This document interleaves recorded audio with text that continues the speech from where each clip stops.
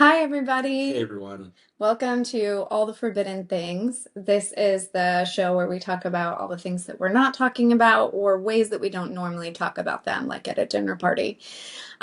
So today I am joined by Lavon Ewens. I've actually never pronounced your last name. Is that correct? It is correct, yeah, actually, Sweet. because everybody mispronounces it. It's the strangest thing, and I have to explain to people. It's spelled just how it sounds. Y-O-U-I-N-S, ins. You know, and I but get mad yeah, props for that, you huh? absolutely do. Like, yeah, this is an honor. Actually, it's a long family history. It's an accident. It's actually a misspelling itself. Oh, Yeah, it used to be Ewing, Ewing, and then my grandfather, when he enlisted in the military, the army recruiter spelled it wrong. It's been Ewins ever since, and like I asked my family, like, why didn't we ever change it? And my dad explained, well, it's interesting family history, and so we kept it. But I was like, but it just sounds so inelegant. But like I've embraced it because there isn't like any other Ewins on earth except in Turkey. oh, And interesting. and I've sent them a Facebook request too, and they accepted. Like we don't talk to each other, but like You found each other? yeah, in Turkey. I'm a big That's fan so of funny. Turkish Star Wars. If anybody's ever seen it. Wait, they have their own Star Wars? So Turkey couldn't get the rights of Star Wars when Star Wars it came out in theaters, right? And so they took the trailer and like created their own storyline of what they thought that it was gonna be. It's horrible, but they have like this a pride about it. Yeah, yeah. So it came out in the '70s, and then they came out with a sequel because it's so popular because it's like one of the worst films ever. Came up with a sequel maybe like 10 years ago. Oh my Yeah. God. So it has like a sort of a cult following? Is that what it is? It's Yeah. absolutely a Okay. cult following. I mean, like it's probably on YouTube. I think I did see it on YouTube. I mean, like Oh. uh, those things always get taken down and put back up every. But yeah, like if you ever get an opportunity to watch Turkish Star Wars, like it's cold, and you'll be talking about it with friends and have like watch parties and just laugh. Yeah, it's incredible. It's an incredible experience, especially with friends. Yeah, yeah. Yeah, but names Turkey Star Wars. All right.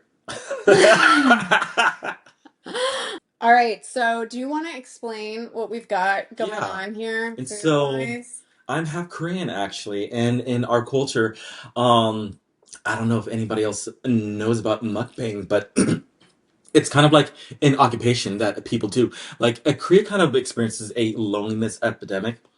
And so Mm. people who do a mukbang, they go on live stream and they have this spread of food. And if if viewers can watch as the mukbangers eat, and so the viewers can eat too and feel like they're eating with somebody. Oh, that's so interesting. And it's lucrative. It's very lucrative, and so like it's kind of like it taken the Western world by storm too. And so like you can see all these other people and cultures eating just like lobster tails or just like I don't know, they're dipping it in this type of red sauce and they just like present it to the camera and just go. Oh my God. Whereas like us Koreans just like hovel basically like everything in our mouths because we love to eat. So yeah. Okay. You know what's funny is he had not explained that to me, and he was just like, "You want to order a bunch of." You had maybe a little bit, but not in such detail. And all I heard was order a bunch of food from different places and eat it. Yes, yes.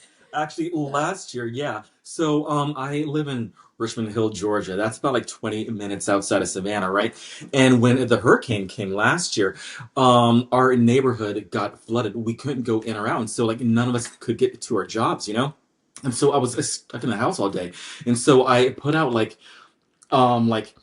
a in search of like anybody who's lonely, and so that like I could do a mukbang with these people with like whatever I had in my fridge, and so like as a job. And yeah, like even all of those people too, it was the strangest thing. They're like, what's mukbang?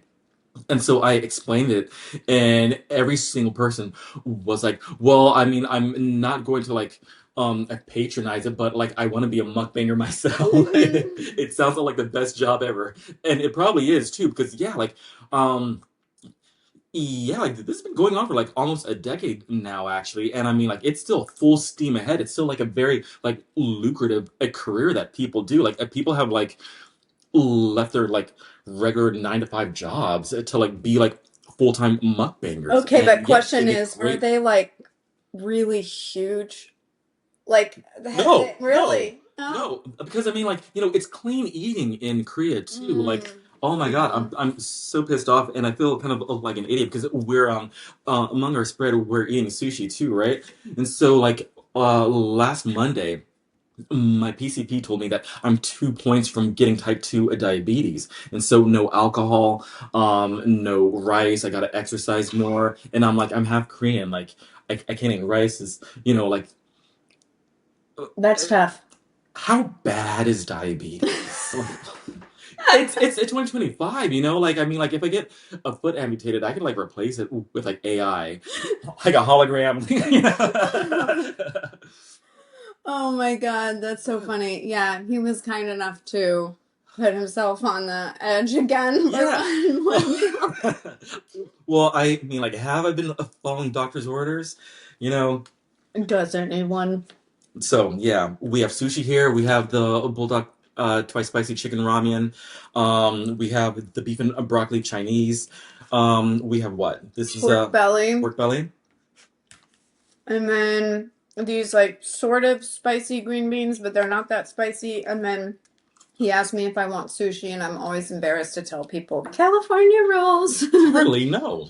I'm not like the biggest raw fish texture Really? person. Oh my gosh. But if I were to It's go fresh. to It's so some fresh. Michelin star place, then of course I would choke it down. Exactly. Just like But melting in your mouth. Yeah. but typically no. Um. Okay. So, well, before we even get into what the topic is, Yes. dun, dun, dun, dun, we will do our first question, guessing what do you think my favorite of this food is?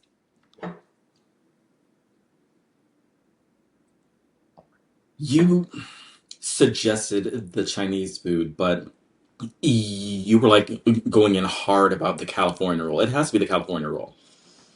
Okay, Really? I was going in hard about the California roll because I wanted to make sure that I got the least sushi, and I still really, really like these.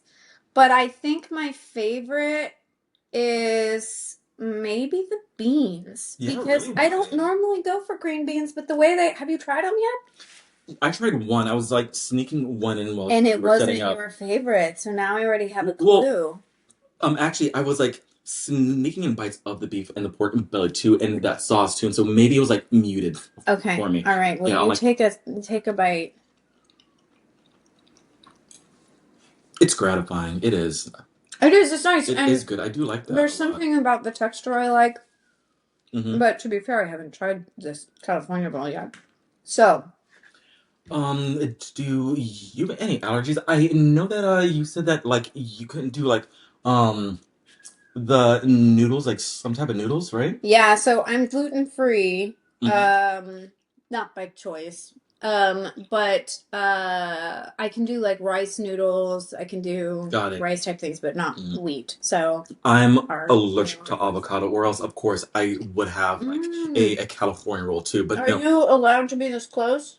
I'm fine. I'm Okay. so fine. It's either an allergy or oral allergy syndrome, if you've ever heard of that. It's so stupid. It's like a psychosomatic effect Interesting. where you go into anaphylaxis for like half an hour, but it's non-fatal.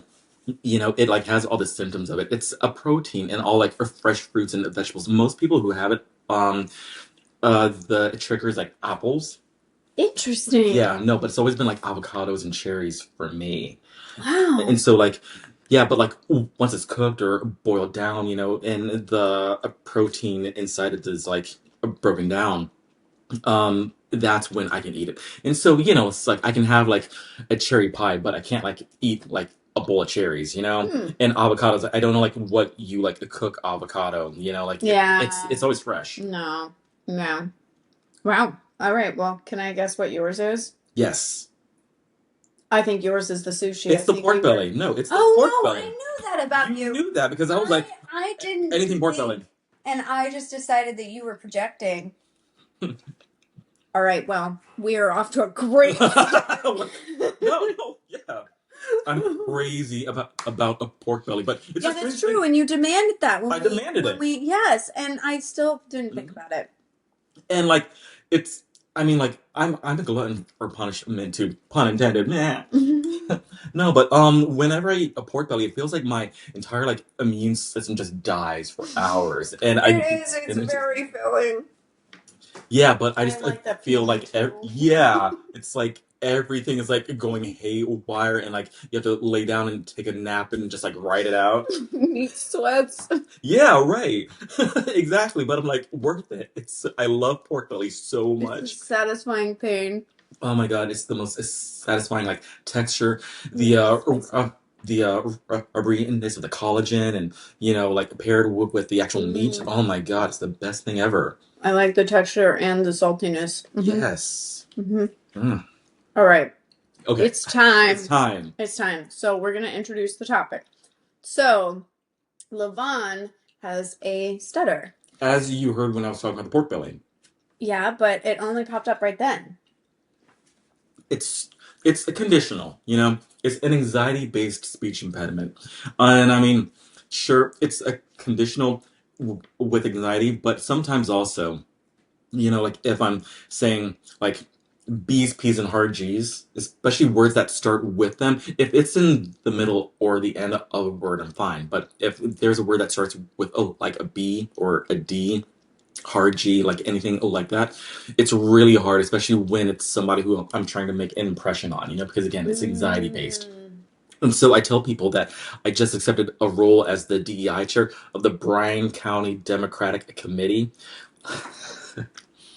It takes me like almost a full minute to get out, and then I have to start over and I have to start like tapping my hand, and I don't ever have to like tap my hand for anything too, but it's such like an alliteration of those like it trigger like letters that yeah, like I do like Mm. whatever I can because like the people who I tell about it, it's ramping up for election season, so all these people are like senator candidates, governor candidates, and so I'm trying to make an impression while I'm saying this, and it, they're very gracious, like patient with me. Mm-hmm. So, when why is it specific? I've heard that before. Like, why is it specific consonants? Are they just I don't typically know. harder to get out, and so that's what Well, your yeah, body catches on? because it absolutely Are they like harder ones to do in general? well, yeah, because it absolutely like is a breathing thing too. Like if it gets too humid outside as well, right? Oh. I'll be speaking and like maybe I don't know how to breathe properly because if I'm hanging out with a friend and it's humid outside, right? And if they and I are like speaking all day, at the end of that day I'll lose my voice for like 2 days afterward and it turns into this wheeze and it's because I'm straining my voice so much, and so it absolutely like has to be a breathing thing. That's so interesting. And so if like if it's cool, if it's well conditioned, then I speak more fluently. Or like other conditions are like if I'm reading out loud, if I'm speaking to a child or a pet, where I don't like have to like make a big impression on. In case it's like my kid, like I don't have a kid. Yeah, or else if I'm speaking to somebody for the first time. I actually want to ask you about that. When I speak to somebody for the first time, they don't realize I have a stutter because I don't feel any anxiety. It's only the second meeting afterward when, I have to maintain their idea of me. That's when I Wow. start stuttering because I'm like, I want you to continue to like me.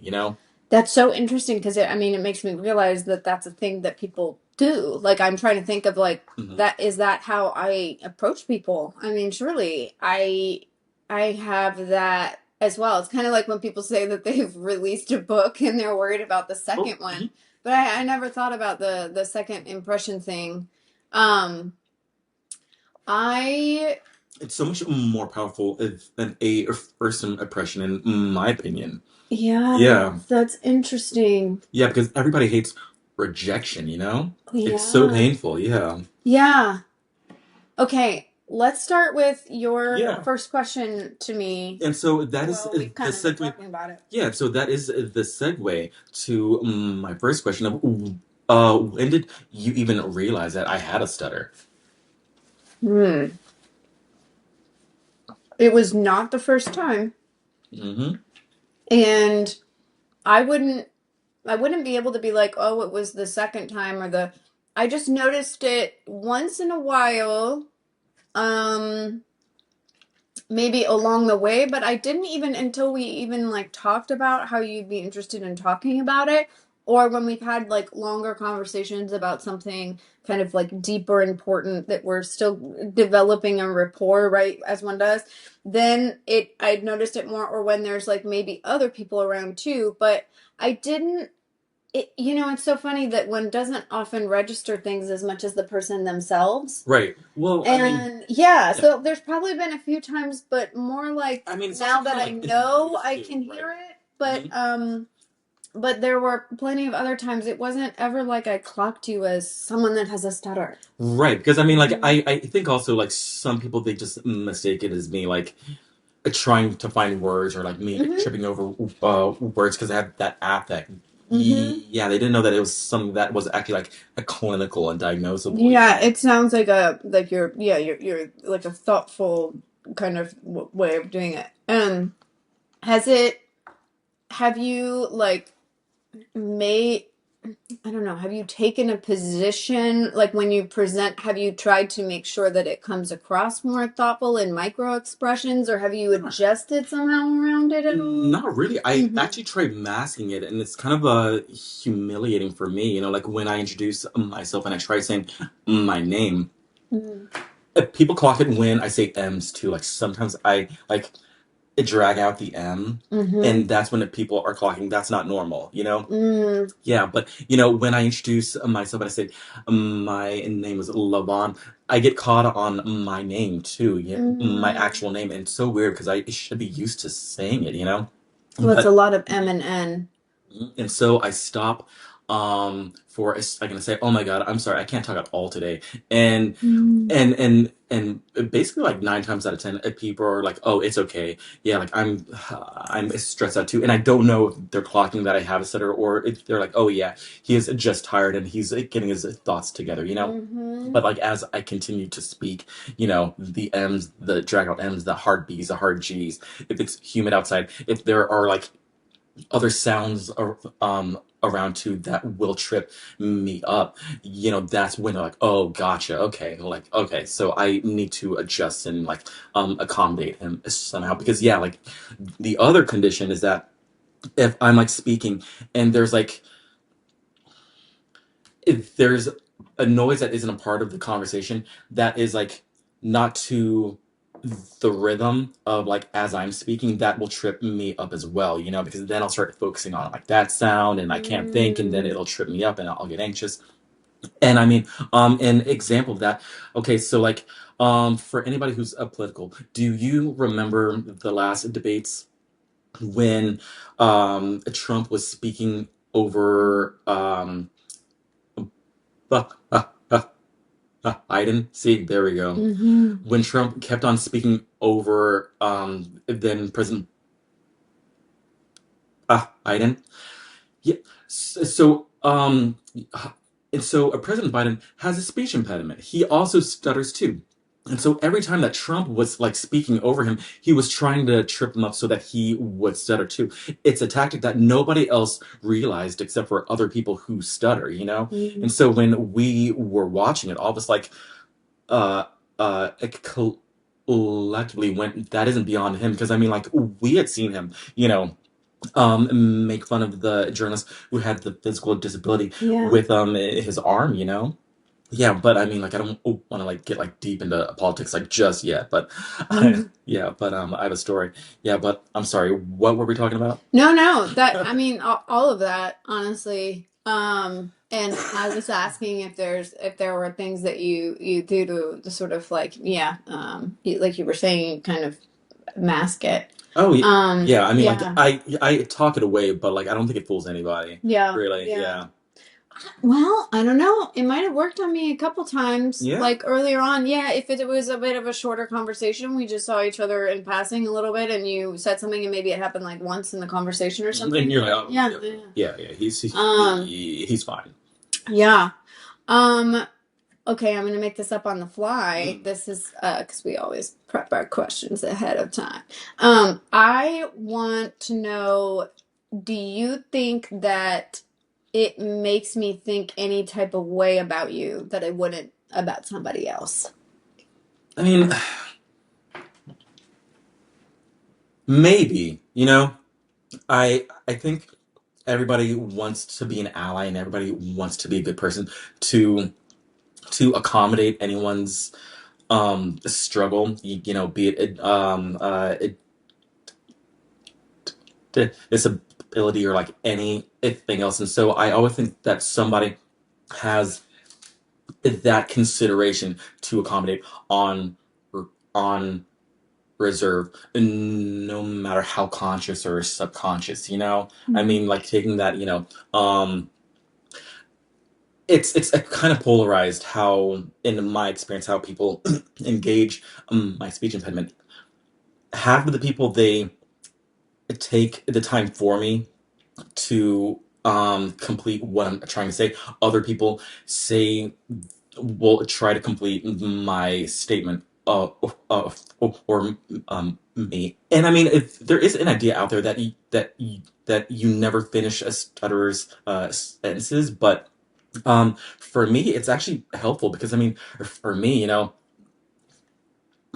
if I'm to be honest, I've never really integrated mm, um, uh, I stutter like as accepting it into my personal identity ever. And so like even Mm-hmm. having this interview over here, it's I've always found it as a shame, as a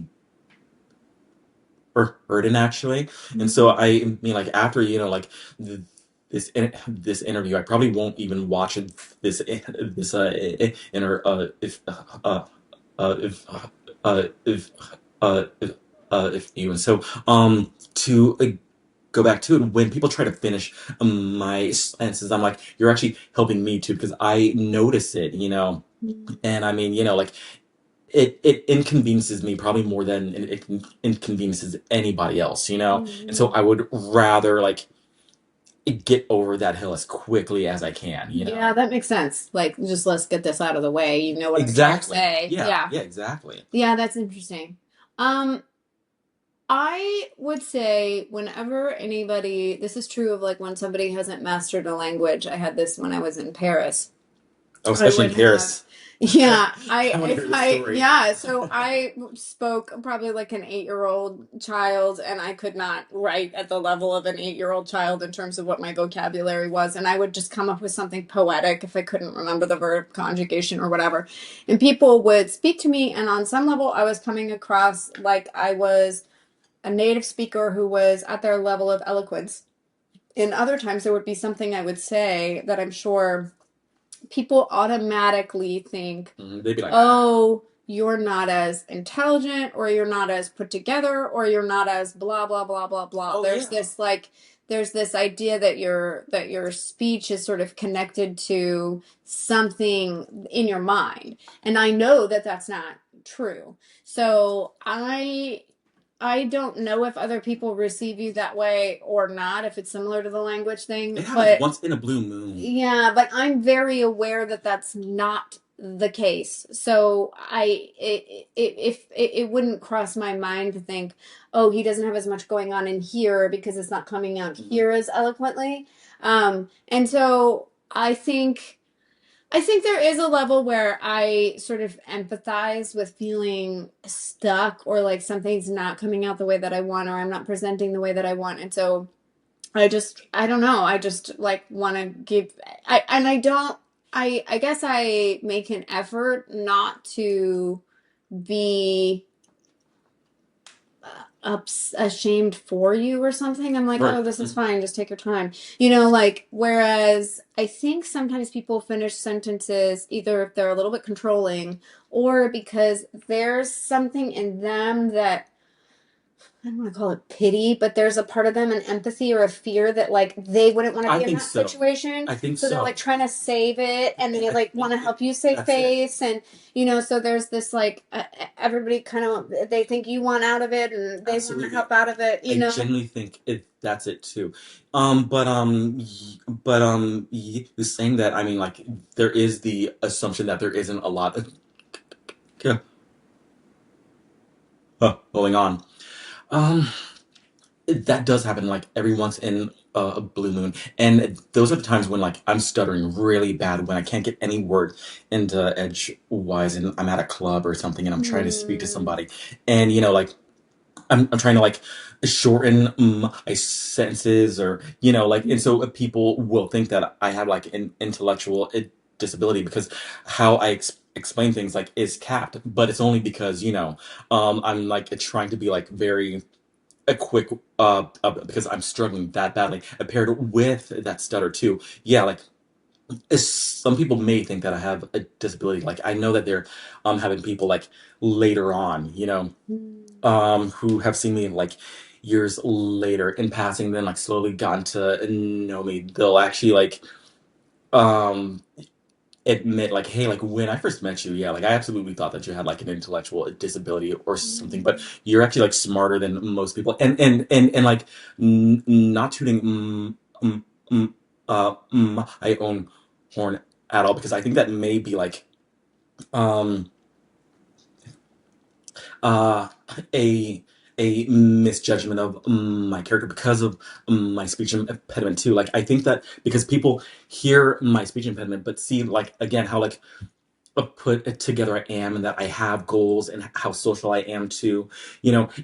They think that I'm smarter than most people because like I feel like they think I shouldn't be this well adjusted because I have Hmm. it's a ability. And so I've noticed that, yeah, there are also people who have like a lot of expectations of me also. And it's kind of pushed me like if if through doors and like organizations, but like I don't, yeah, no, like I don't think that like has been an advantage actually, because like once I get through those doors I have to work like twice as hard. So Hmm. like I guess not necessarily prove that I belong there, but like, Like prove that they were right. um, I think prove to myself that I can accomplish this, even though I didn't Mm. necessarily ask to be in this situation. Hmm. you Hmm. know? I'm trying to think of like my feeling of that about you, and I would say there's something very grounding and rooting about you because it does feel like even though you might be occasionally held up in that way, you do have this very rooted presence and this very calming presence, and like it sort of feels like everything's okay being around you. Thank Like, you. yeah, Thank you you so make you much. make the world feel like a safer, better, calmer place. And it's like, I can rest here. So, and there's almost maybe something psychological that would happen where the fact that so my therapist is trying to teach me that things don't have to be completely safe feeling for you to open up and be brave, but it does introduce this because it introduces not chaos, I'm not going to say that, but it introduces bubbling, but you're calm, and so it crosses that divide in like a person where it's like, oh, it's okay that there's occasional Hmm. bubbling or little waves in the water, on small levels, and then but there's still this overarching okayness, and that psychological journey is very grounding. It's a psychological, yeah. I mean, Yeah. for uh, both of us actually, because I mean, like I have to be calm because if I Mm. get if I get hyped up and then something happens, you know, anxiety city, and then and then I have to be like, I gotta go home. Well, yeah, okay. Do you ever feel like, yeah, is it sort of dangerous or stressful for you if you are having trouble, like you're Oh, kind of in that absolutely. mode because Of yeah, course. it's Of hard to get course. yourself out of a situation if Of you're. course. Because I mean, like, especially in hot Georgia too, um, anxieties like are high in general, you know? And Mm, so if I ever find myself in an argument and I'm trying to explain, hey, this isn't like how you're perceiving it to be, or um or I'm trying to explain, like, that, like, hey, or I'm trying to explain away a narrative, and a false and unfair narrative that somebody has created about me. Like, I can't explain it because I'm so anxious, because a lot of times, and there are a lot of people out there like this too. When they are wrong, they project a narrative onto you to, so that they don't have to admit accountability. Because I feel like people are afraid when they admit accountability that they would lose, not even power, just status. And mm, like, how shallow is status, I mean, mhm, and I mean, like, if we're to be honest, in a place like is Savannah, Georgia too, the economy is kind of capped here. And so mhm, it's like, how far is status in Savannah going to get you? Like, other than mhm, like a pat on the back.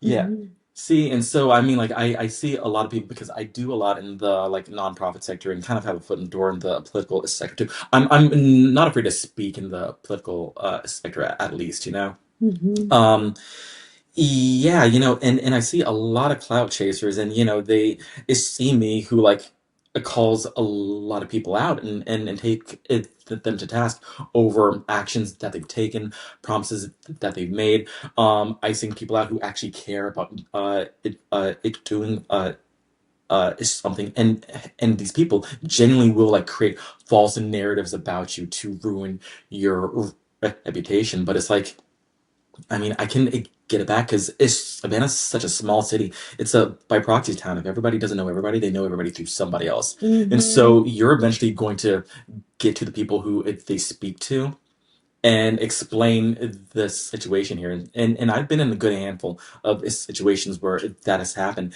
And those people who've heard stories out me after they hear my side, put those like pieces together and go, oh my God, okay, now I understand like what's going on here. But taking it back to, like, if there are instances where, like, those charged instances where like I have to be like, I have to stop and go home, is social media has saved me. Because if I mhm. can't explain something, like in person, I can be as eloquent as I want, like online too. And so, like, I mean, I don't want to say that I lean too heavily on social media. I hope to God that I don't become that a type of person, but it genuinely has opened me up to other people understanding like who I actually am, because I mean, Mm. yeah. I mean, why would that be any less valid than if you had a physical disability and Oh, there was something absolutely. that was able to help you, you Yeah, know? Yeah. absolutely. It's so helpful, Yeah. Yeah. And so I mean, like, I know a lot of people like harp on how, social media is destroying society, and how, and the evolution is so quick too, like how, it used to be Facebook, and then Instagram, and then everybody started doing the Snapchats, and now everybody's on TikTok. And it's like, I stay on Facebook, because you can be, as eloquent as you want on Facebook. I mean, your post, you can make like essays Yes. in a Facebook post, and you can I think the limit for photos and videos is like 75, and that's fine if you're doing it on a post. If it's in an actual album, you can pretty much do like as many photos and videos as you want, I believe. Mm. Whereas Instagram, like, it's capped at like what, maybe 1,000 characters, and then each video is like a minute long. Mhm. Yeah. Mhm. So I mean, like, I stay on Facebook, which is like kind of turned to a barren wasteland, but it's Well, but something. that's I mean, but I have experienced you through Facebook quite a bit. Like Everybody you're, has, yeah, yeah, because I'm and on there like so often, and right. And it's I'm something. almost never on Facebook, and you're one of the like I faces know that but it exactly. feels Because you're so connected to the community, it also kind of brings a sense of connection. You've connected me with other people through Facebook chat. I'm absolutely There's that things guy. like, yeah, Yeah, and like so I you connect actually everybody you with everybody. totally own Facebook in the sense that you even pull someone who's not into Facebook onto Facebook and be like, oh, this is a cool place, like, and it's easy to chat with you and find you there. Yeah. Yeah, that's really interesting. Do you have I have a few more Well, questions for you. I'm also on Facebook because I have this like stupid irrational fear of getting early onset Alzheimer's, and so like not only like He am I accused expressing it, my but dog of that. her dog is so sweet. That's weird. Like I was like cuddling her, and she and I were playing, and then like out of nowhere, I stood over, and she just like attacked she with extreme prejudice. I was shocked. I was like, what? I thought we were friends. He does it to everyone. And they're all like, oh, she likes me though. It's fine. Everything you said is not true. And then there's the moment. Everybody has the moment.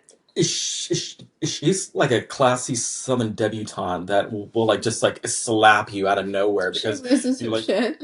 yeah, how dare you Yeah. She was a good little guard dog for me. get out of my home? And strangely, she's never, once in a while, she's been like, "Wah," at me, but strangely, she and I have never had that experience. I have some PTSD type thing. She clearly has some kind of PTSD type thing. And I think we just recognized each other. And we're like, nah, man, I got That's you. It's beautiful. fine. So, like, I can put my fingers down in her throat. Like, I can do anything with her, and she just won't. She's She won't lovely, get actually. weird with Yeah, like me. she's an adorable dog. Yeah, like I She's don't hold very any sweet. animus because yeah, Yeah. but I mean, like I was like, She's weird. yeah, I was like, does she have Alzheimer's? Because yeah, Yeah, that's I what don't we know were what. talking about. Yeah. Um, Oh man. I don't think we answered my question actually. Like when I realized that I had a stutter. Oh yeah. Okay, so when do I think that you realize, all right, so this is going to be a cold answer, as in like I'm answering without any context on your life. Mhm. And it's going to be based on anything I've ever come across. So it usually comes from what I know in childhood. Yeah. I feel like people talk about being like maybe 6 or 7, 5 or 6 or something. I would imagine at first we got flies because it's Georgia and I have a dog and have to open the door sometimes. Anyway, so I think when one first starts socializing, like in kindergarten, or when you're starting to make friends with peers, was probably the case, unless you had some kind of stressful home situation. I absolutely did. Okay, Yeah, so I then it come would have from like such a started toxic really, home really life. early. Yeah, it Yeah. was very traumatic, definitely. But I mean, like registering that I had a stutter, I don't know. Like I was just always like high anxiety as a kid because yeah, like I came from like a very abusive childhood, extremely abusive. Mm. And I mean like that isn't outside of the norm also. And so kudos to like anybody who has who has like overcome that and who is still like overcoming that and who is working on like healing spells because like I've it's almost like a normal conversation that I have with like anybody who I meet, and they tell me that yeah, they've had a traumatic home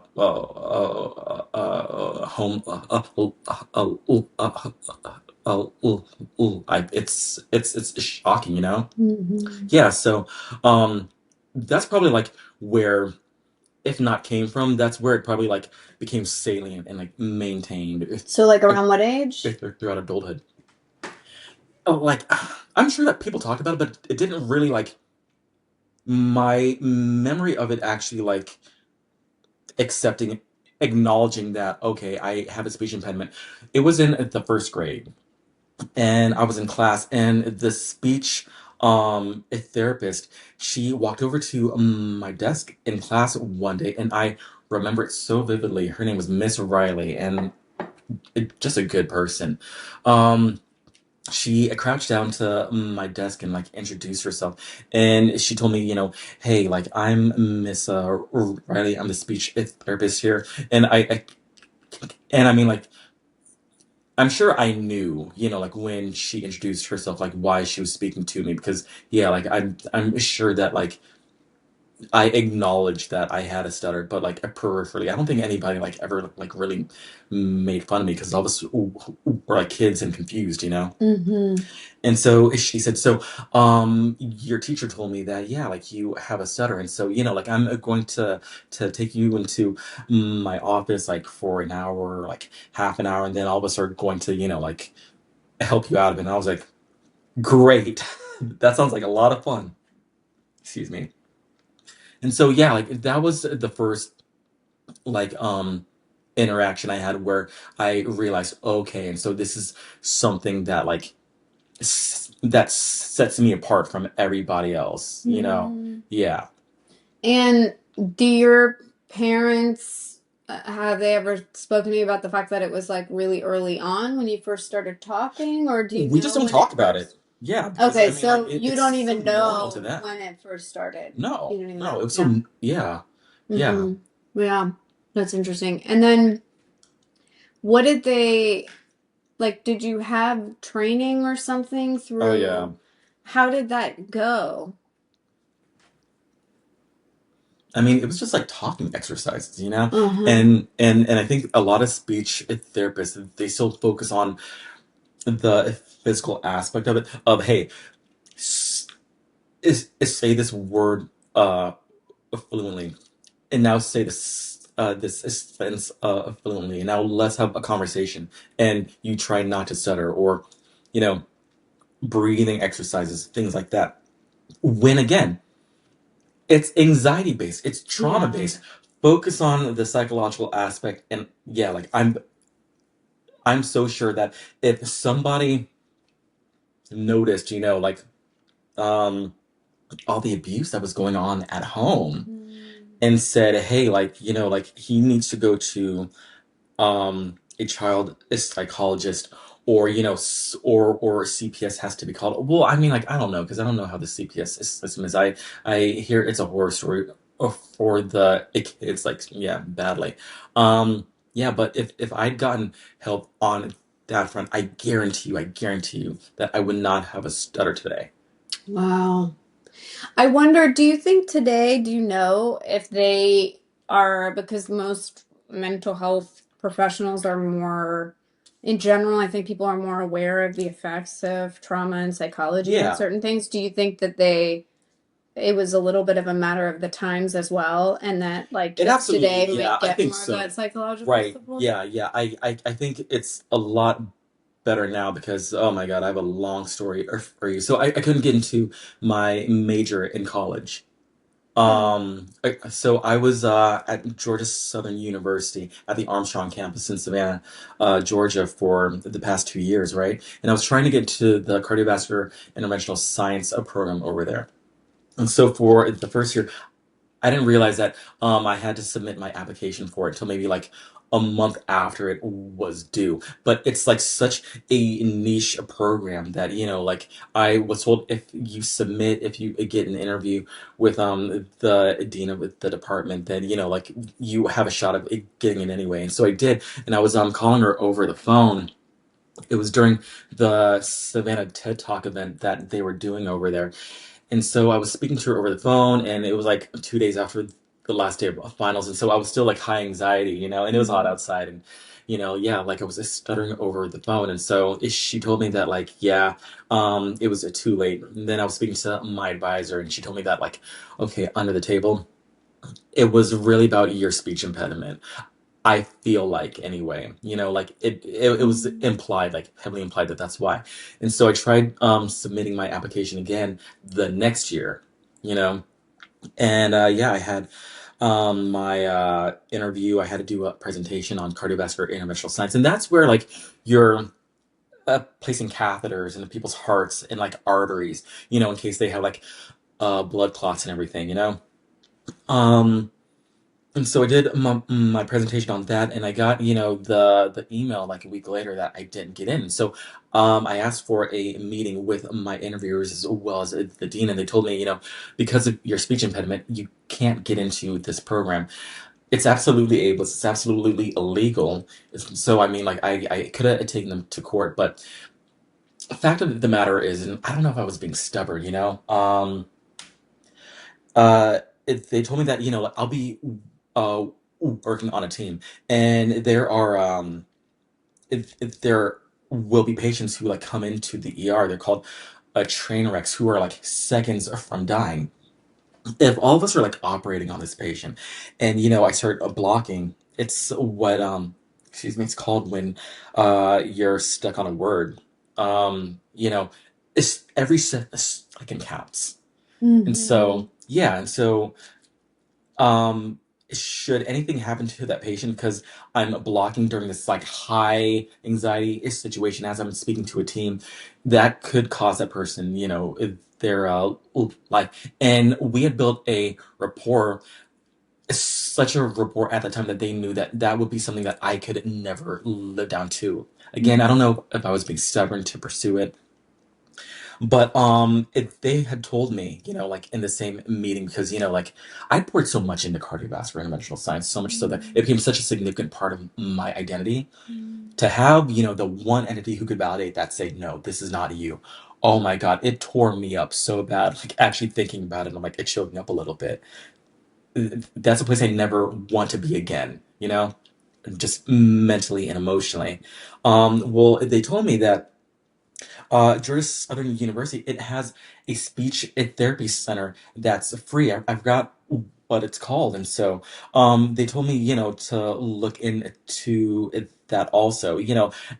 They were trying to like offer me as much as they could because they knew just how broken up I was, and they also suggested that I go into another program that they didn't even like carry at Georgia Southern, and so I did. And so I'm currently in school at Mercer University right now. I'm an online student over there. So yeah, but and so when I leaned into this speech pathology center, I I told them, hey, look, I've done all the exercises. The issue is that it's anxiety based, and so we need to talk about that trauma and anxiety. When we target that, that's when I feel like we can actually see some results. And yeah, they told me, hey, we are 10 steps ahead because research has like jaunted forward apparently within the past like 20 25 years.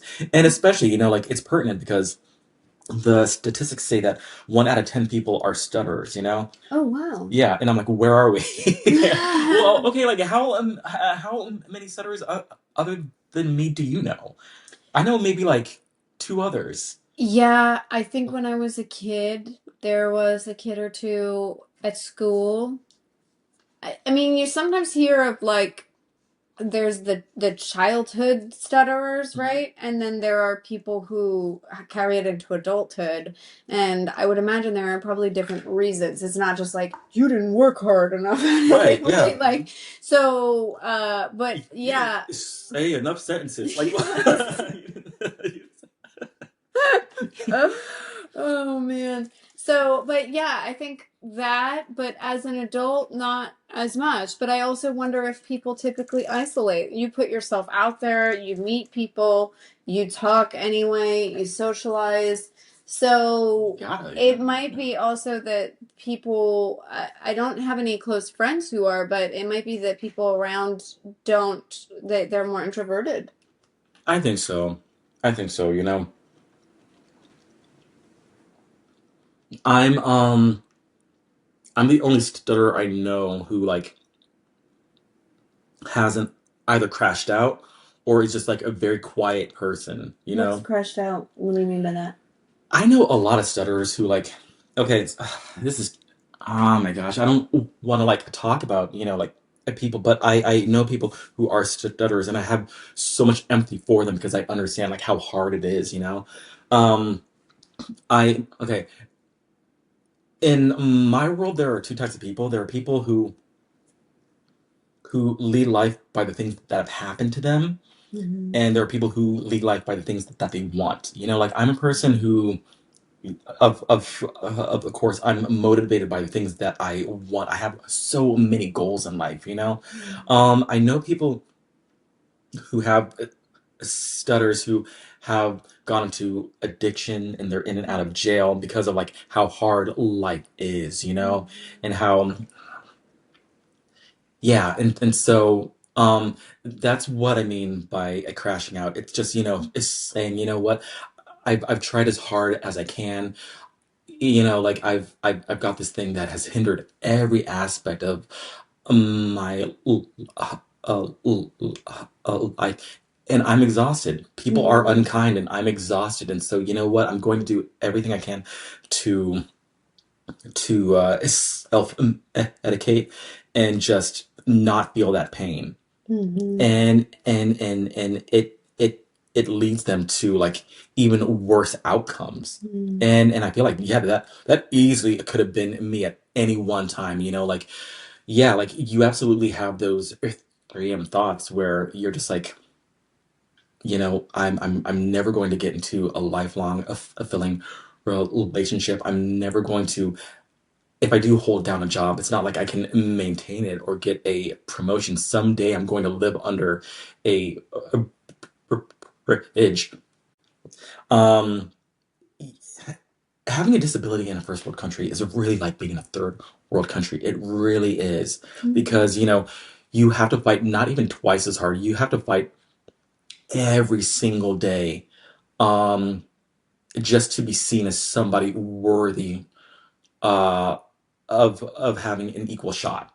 Mm-hmm. And so, yeah, there have been countless moments, just moments where I think, like, maybe this is when I should just give up.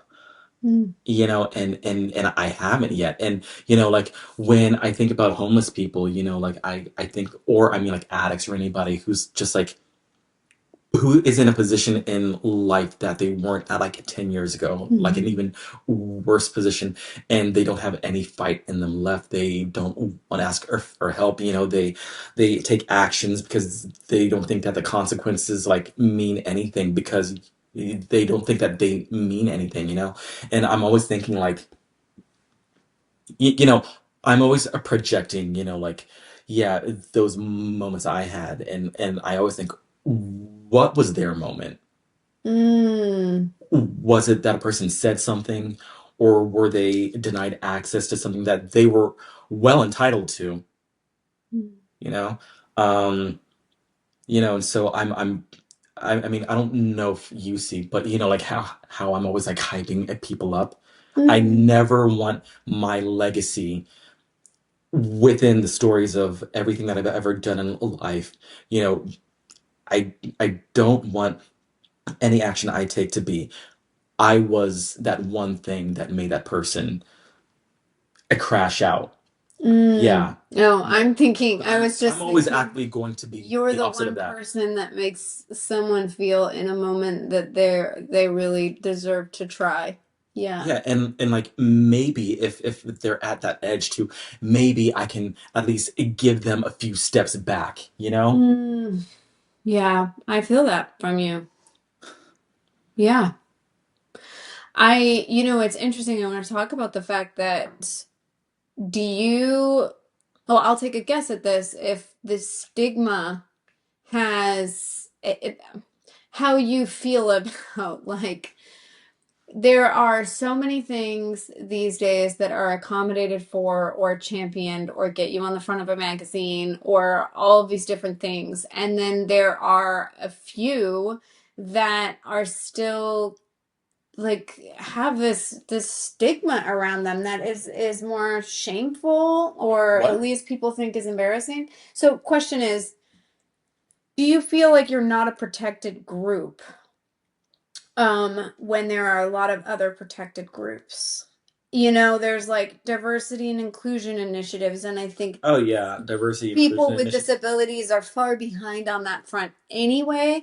But do you feel like I would assume that there's frustration that you have something that's actually not necessarily, well, this is me way speaking out of turn, but not physically more disruptive than if you were paralyzed or something like that, and yet it's got this huge aura around it, that like that you come across or feel that like people aren't they don't think to accommodate, they don't, somebody could just say, oh, you can't be Oh, in this absolutely. program. Hmm. You feel like a forgotten group, I guess. Yeah, well, not forgotten. More so like um intentionally hindered maybe. Mm, Because I feel like, since we aren't in like wheelchairs, we're able to do like manual labor, we're able to do mathematical equations. We just can't express it that we aren't disabled enough, you know? mm, mm. No, but like, yeah, as I said, like I'm the chair of the DI committee of the Bryan County Democratic Committee. I mean, what DEI initiative do you know that like actively expresses how much they champion and accommodate disabilities? Mm, mhm. African American, Black, LGBT, all all the others that are kind of tiered down that list, and then disabled like isn't even on the list. Yeah. Yeah. So I mean, so okay, so added to that story of how like I had a transfer to Mercer University. I don't know if I told you about this. This is insane. And so yeah, so they suggested that I go into the health informatics program. I'd never even heard of health informatics, and so that's where like you're working with like the electronic health uh, uh, uh, records in a hospital, and you're working to like improve it to basically like improve the face of healthcare. And there's also like a significant component too where you're looking at health research papers and transcribing it to where like everybody in the healthcare system from the like stakeholders down can understand it to again use that data to improve the face of healthcare. You don't really have to like speak to anybody. It's paid just as much as a degree in cardiovascular interventional science. You can work remotely, and so I can take it on a vacation and everything too. It's way better for like me and what I want out of life in cardiovascular interventional science ever was. But that choice shouldn't have been made for me, Mm, of course. But mhm.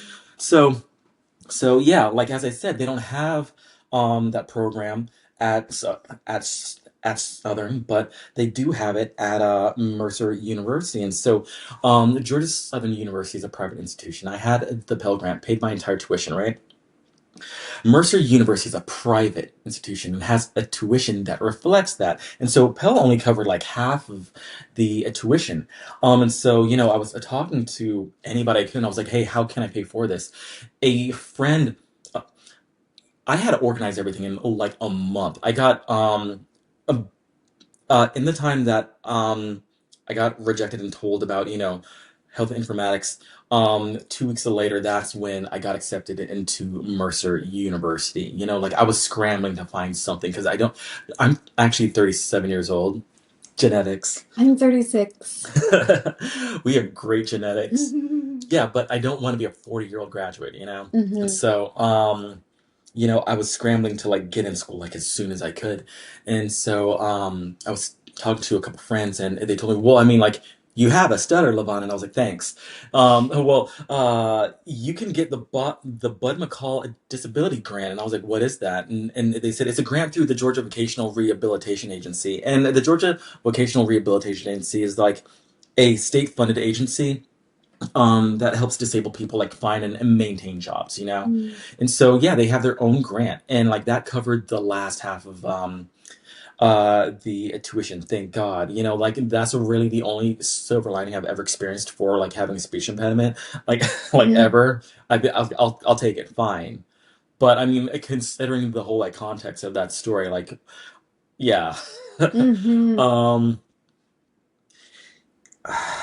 Yeah, so like it's really like led me on that path. And now again, talking about politics, I don't know if you've been paying attention to the news in the past 2 months, but the Trump administration is shuttering a significant number of scholarships and grants like in Georgia, and it's being supported by the governor and the senators like Deal and Kemp and all of them. And so when we were finalizing my paperwork a few weeks ago, for me to get this grant, my case manager was telling me, look, you're going to be covered this semester, but, because of all of that, our higher ups are telling us like to watch our budget. And so because of that, yeah, it's election season, and so all of the candidates for senator and governor, they're making their rounds during their campaigns. I've spoken to two governor candidates, two senator candidates so far, and I've told them my story here, and I've been telling them, look, like I'm willing to help you write legislation for this because like if I lose this grant, if all of us disabled people like lose this shot, um again, I told you like how hard it is, and I'm not doing this just for like disabled students, but or all students, but more so for the disabled students, because I mean, like at jobs again, like you are blocked from getting a prom ish, and there are certain like industries, that like that will just hire will that will hire disabled people, and I'm talking like warehouses and retail and like serving and things like that. They don't want disabled people in their vicinity. Like they just have such an animus for disabled people, and I don't know why because like you know I'm not saying everybody, but a lot of these people like are in a place where they don't have goals like just yet, and so I don't know what exactly they're projecting for an animus for people like who are disabled. But I mean I'm not just talking about personal experience. I've seen it with like other people too. It's horrible. But they will speak to the manager and again make up false narratives about you. And Georgia being a right to work state, these managers are smart and know like that these narratives are false, but they don't want to like they Deal with want it. yeah, exactly. And so yeah, they'll fire you and say that this person was just being lazy or this person was being argumentative, and you can't take any legal recourse at the EEOC because Georgia is a right to work state, and so they can do that stuff. Hmm. And so when you're talking about if we have any safety nets, sure, we do have the Georgia Vocational Rehabilitation Center, but one of the stipulations for me having this grant is to have like a case manager like seeing that like I am working. I'm currently in between jobs now. I am looking for a job in like health records and release of information or as a scribing, and I mean like you can get jobs as a scribe, but that's like a part-time job, $10 an hour. That's not even like Hmm. car insurance, Yeah. um yeah, but like all of the jobs that they offer kind of, yeah, like are those kinds of jobs that I'm talking about, like at warehouses, uh, uh, uh, menial labor where you're either having to work like outside or in these big like hot box ovens that don't have any like air conditioning. It's horrible with people who can have like extreme animuses against you, Hmm.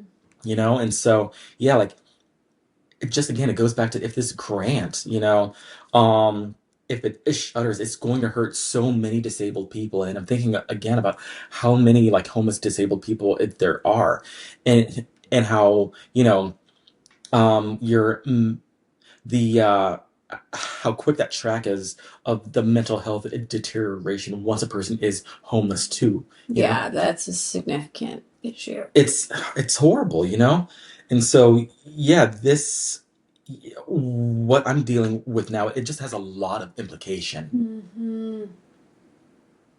Hmm. I never considered that because I think people, yeah, they think, oh, it's just the way you talk. Surely it's just about uncomfortable social situations or something.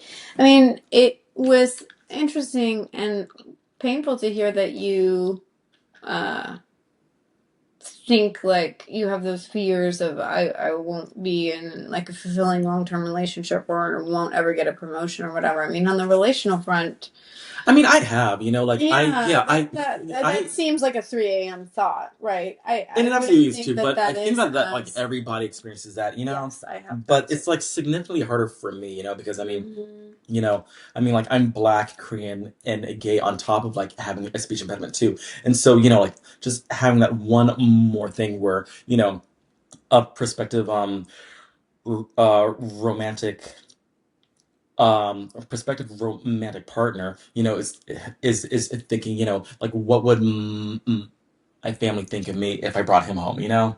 Hmm. Yeah, but also, yeah, again, like in our 30s too. Oh, okay, so I just got out of like I just got out of a 6 year, going on 7 year relationship a few years ago. And yeah, like I've been trying the dating pool at this age, and I've realized, like, I mean, it isn't a me problem. I mean, I don't think so anyway. But No, I've noticed and that people have gotten worse in general. they Like it's have. our age group, and it's also people across the board. Dating has become horrific. Yeah, yeah. It's like they really don't know how to maintain a relationship. Hmm. It's horrific. They really try to self sabotage, or the people who like have been perpetually single, they're single for a reason. Yeah. I've met so many guys who like tell me, like, off the bat that, I don't like myself very much, or they don't take care of themselves, like mentally or emotionally, in the ways that they should. And I don't know, like, what they're searching for, because they're on like all of the dating sites, or they tell me in person that they're like open to dating, but yeah, they self-sabotage before like it even begins, because yeah, they expressively say that they don't like themselves, and then it just like, if they impose if that sensation in all of their interactions Yeah. with you. It's insane. And so I'm like, I mean, I'm in school now. I have a goal of getting a doctorate someday. And like, yeah, like I'm still stage acting, and I'm hanging out with friends. I'm planning on traveling all around the world and just eat good food, talk to all the people, dance, go to all the art who is Sam's. I'm currently building a lifestyle to where I don't need a relationship, Hmm. because I mean, the alternative is like, yeah, I'm not entertaining these, yeah, these people who are just like so emotionally arrested. Yes. Yeah, it's an epidemic for Yeah, sure. it is. It really is. Yeah. Um, Something else we wanted to ask is, Hmm. do you think that I have anything that is unseen to you that is in any way tangential or that I can relate to your experience that I have any kind of disability? Yes, just by virtue of the fact that Of me asking. you're asking, yeah. And I mean, I feel like, especially in the Western world too, because yeah, like we talked about how my PCP told me that I'm like 2 points from type 2 I diabetes. Yeah, there's so much in this country. I'm from South Korea, actually, originally. I moved to America in 2005, and so like when I got diagnosed, my PCP told me, "Well, if you had stayed in your country, this would never happen to you." And I mean, it isn't just like physical health; it's mental health too. It's in the toilet in this country. And so like after I graduate, I'm planning on leaving, but I mean, I'm kind of like always expecting somebody to have something diagnosable about them Wow. in this country. Yeah. So you're saying the diabetes is what they were saying wouldn't have happened, not the stutter. Yeah, yeah, Yeah, yeah. yeah, the Right, right. diabetes. Yeah. Yeah. Well, we're not giving you diabetes. We're not manifesting that, I but don't know. I don't well, we might actually literally be giving you know. diabetes. So I have three things that give me a slight relational point. The first is outward presenting. So my psychiatrist is convinced, and primary care, because he was like, I don't know what it is, so it must be in your head. And I went to a neurologist and whatever, but I have what looks like almost an epileptic shake that can happen. And it's like I would be like this trying to eat. How often? Or And like what it triggers happens. it? It happens. I'm usually cold, okay, which is why it was interesting when you said, so there's a thing called conversion disorder, which is poorly named. But it's where something in here is converting into a physical symptom. And my psychiatrist is like, you have trauma stuff. It's always trauma stuff that causes this. Like, you need to pursue different therapies specifically for that, and etc. And but it happens. It first started happening when I was cold, that I would just shiver, but my whole body would shiver. And then it started happening sometimes just when I would think about something, maybe in a relationship or dating context. I would get stressed, like even just chopping up vegetables or something. But a lot of times it can happen in front of people. I have been pursuing more therapies, but it's like, it's very convulsive. Like, and I do have like just a general tremor sometimes, but when this happens, it's extremely noticeable. Sure. And what's been interesting is it's not particularly disabling for my life because the frequency changes. So some periods of time it would happen a couple times a week, and then other times it would be months that go by. So it's not extremely invasive in my life. Mhm. But when it happens, it's interesting because it's fascinating because I have an experience of your stutter from the outside, and I don't feel embarrassed for you. But when I have, let's say, one of these episodes, I feel so embarrassed, and I've learned to start being like, and people exposed, don't, right? yeah, like I've learned to start being like, people don't think of you in like this really shameful way, like, but there is an awareness somehow of, I think people are uncomfortable when somebody is inhibited because it reminds them that they are just one hair from losing an arm, dying, having a problem, getting sick. Like, it reminds them of their mortality and their fragility, and so they want to be away from it. I think it's a very primal thing. So I went to like the especially something physical like that. Maybe I can't speak for yours or how people feel, but like I went to the Kamala Harris rally and we had to stand out in the rain, and I was standing there. I remember. Oh my God, did I tell you about this? No, I was you there. were there. We hadn't connected at that point in the same way. And that's funny. So yeah, we were standing out in the rain, and I was like, we're gonna go into this AC. And I knew that it was going to be horrible. And I knew that this was going to happen to me. And I went by myself, and I was like, just dreading it. And then I walk in, and I did. And it was like one of the worst ones. And people were just trying to avoid me like the plague. Really? There were a few people who were like, are you okay? Somebody put like a jacket over me, and they sent me to the ER people. Mm-hmm. And they managed to like warm me up, and I was sitting next to this little girl, and she was so cute about it. She was like, do you want to share my blankie? Like, but The kids not are so bothered cute at about all, things, you yeah. know, like, but then once I got warmer and drier, then I was okay. But I still, it's like this core shivering, and I wasn't even upset by anything at that point, but it can happen when I'm nervous or whatever. And apparently it's just like my therapist says that your body is so overwhelmed by what it's storing and has to find a way out. Sure. So anyway, I'm working on that, but that is one thing where I was just so shocked by how, and people would cut in front of me in line. Like, I was even just doing it a little bit, and normally I'm like kind of, I don't know, assertive in certain ways, and it was like people were just like, oh, blood in the water, I'm gonna get to the popcorn faster. Yeah. You know, it was really interesting.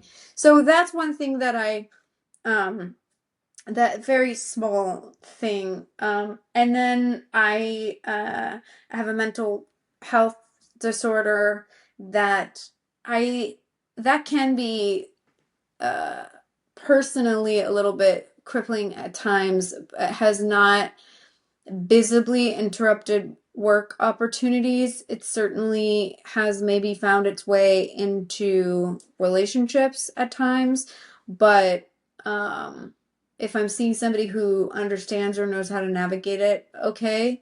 But it will definitely, it can steal time from me. And, I work remotely. They might not know that it's sometimes stealing time, and then I have to somehow find a way to make it up. But uh that is one thing for sure, and I get self-conscious that, oh my God, can people tell, like, oh, I'm talking really fast right now, I'm really charged up, or I'm always talking about dark things, or then I've started to just be like, it's okay if they clock that.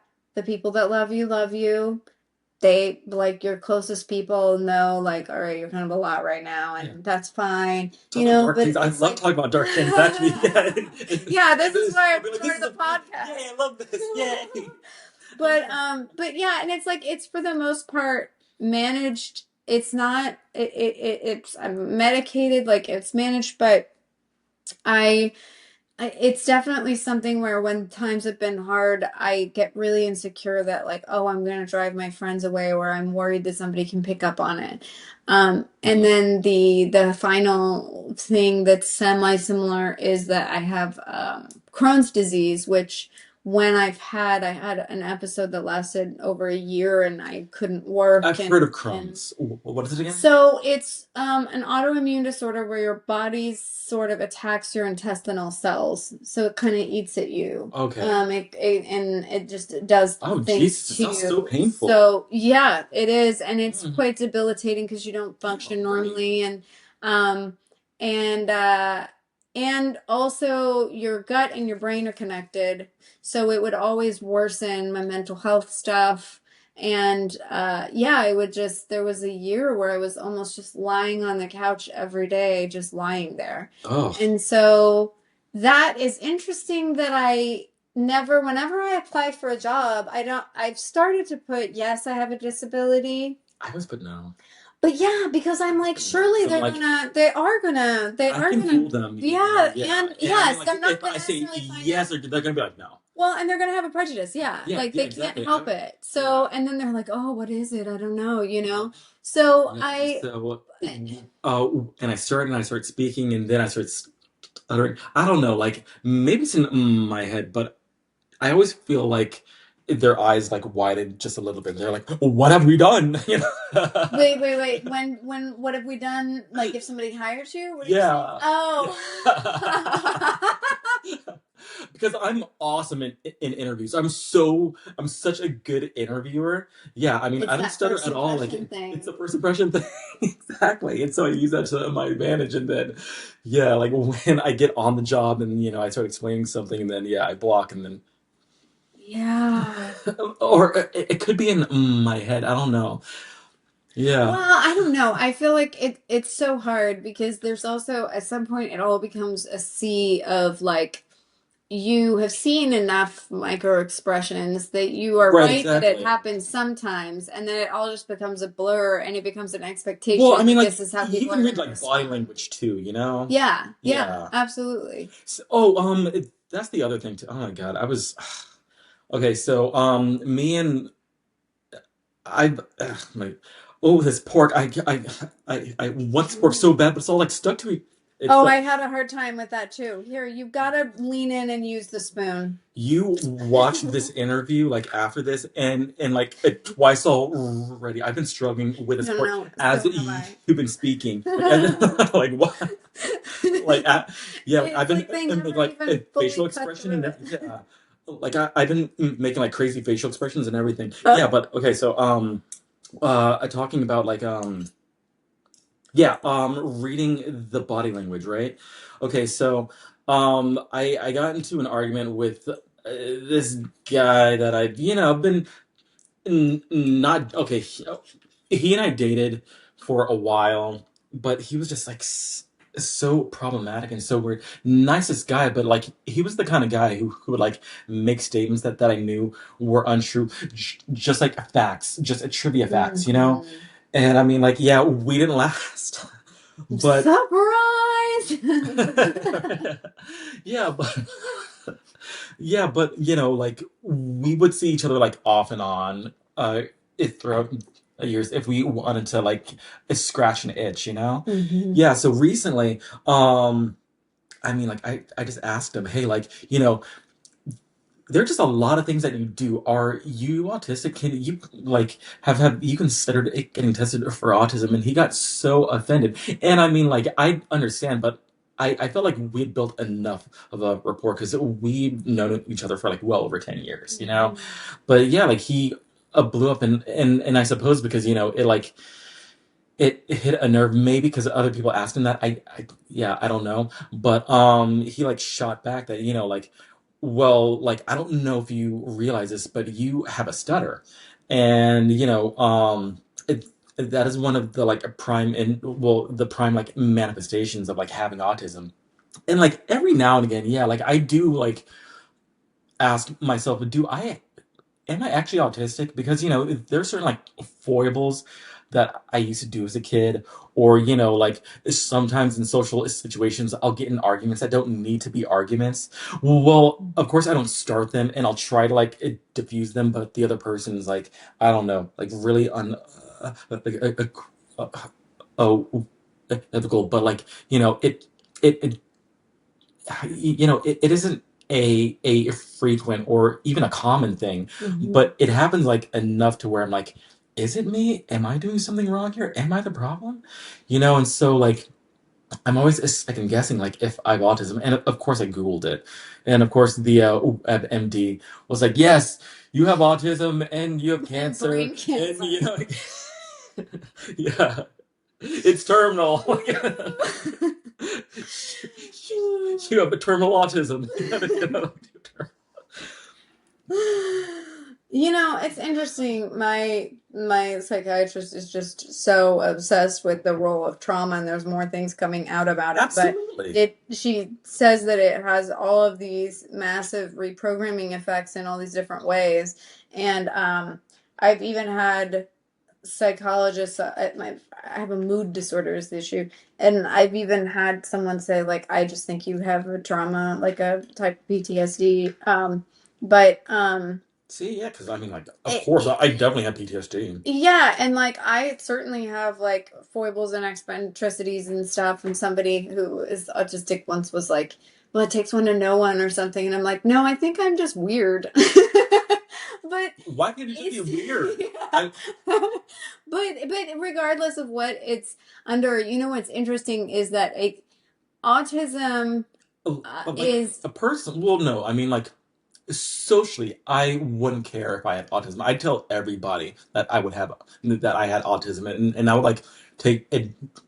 I would like take advantage of it as like much as I could. I'd be like, I don't know. I would just say like horrible things, but be like, sorry. sorry, I'm autistic. I don't know I any ate the better. pork that you cut up. Sorry, I'm Sorry. autistic. You know, no, but no, no, but to be serious, like I have a lot of respect for people who have autism. Like I actually have a lot of uh reverence for people who are autistic because you know, like they are able to see things, social mores that we just follow just Yeah. without thinking about it, and they're like, this doesn't make any sense, or this is antiquated, this isn't working anymore, you know. Hmm. And so yeah, like I love like championing people who have autism into positions of leadership because they're Hmm. able to innovate, like pinpoint things that aren't working, and possibly like innovate like just so much better ways of like living and thinking that are practical and harm reductive, you know? Yeah, there's definitely, I mean, this is so hard to say because I probably don't have autism, but I there's probably don't. definitely an advantage probably like Oh, very there's much all the so. I think disadvantages so. for somebody who's autistic, but there's something enviable as well. Right. But what's interesting is autism has made it on the the protected spectrum now, Yeah, right? That it's in the protected class, and then there's other things that are in the protected class: depression, anxiety, bipolar's iffy, schizophrenia is way not protected. You have like all these different certain things get this like preferential moment in the sun, and then they're integrated into the culture, and there are other things that are really lagging. And it's just interesting that having a stutter is truly more disabling today than if somebody had autism. They're probably not going to get turned away from the same, depending on the severity of how it shows up, the same thing. So it's just odd to me. it might be what you mentioned earlier, though. It's because that we aren't out there. You know, we aren't like expressing ourselves. I mean, like even us on social media. Again, like I'm the only stutterer I know on social media, but that's probably because like I avoid it too. Like, yeah, like as I said earlier, I can't watch videos of myself if I'm stuttering. Mhm. And like I project that onto like hearing other people stutter too. I'm sure that I've seen a lot of like content creators um of people who stutter who are like giving like a stuttering uh or uh, this if I'm on like TikTok or like Instagram, and I mean like if I'm just scrolling, I'll like hear it and go, no, I can't do it. You know, um, Interesting. Is I it got with because it sort of triggers you? it's so triggering. Yeah. It's so triggering, because I mean like I I've accepted I celebrate every other aspect of self. My black identity, my Korean identity, my gay identity. But I think it's also because like how innovative like all those other identities are. They've actually created things that are are totemic of a culture. Yeah, they have cultures. Yeah, Yeah. they have their own music. They have their own cuisine. They have their own art and fashion, and like their own way. They have their own language.